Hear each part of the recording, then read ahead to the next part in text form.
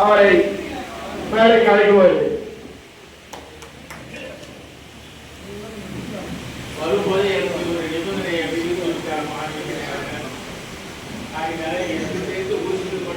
கூடி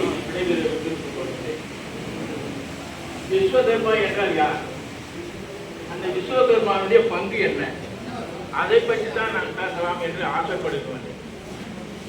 இதிகாசங்கள் இரண்டு, ஒன்று ராமாயணம், இன்னொன்று மகாபாரதம். இந்த இரண்டு ராமாயணங்களிலுமே மிக மிக முக்கியமானவர் விஸ்வகர்மா. அந்த முத்தொழில் என்று சொல்கின்ற சிவன் விஷ்ணு பிரம்மன் எல்லாவற்றையும் படைப்பவர் அவர்தான், உருவாக்குவர் அவர்தான் என்று அவரே சொல்லியிருக்கிறார். அப்படிப்பட்ட விஸ்வகர்மா, அவருக்கு குடும்பம் எப்படிப்பட்ட குடும்பம் தெரியுமா? விஸ்வகர்மாவுடைய மகள் ஒரே ஒரு மகள்.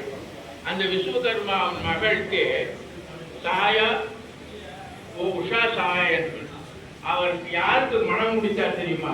சூரிய பகவானுக்கு மனம் முடித்தார். அந்த சூரியன் உலகத்தையே கட்டி காட்டுகின்ற அந்த சூரிய பகவானுடைய மனைவிதான் நம்ம விஸ்வகர்மாவுடைய மகள்.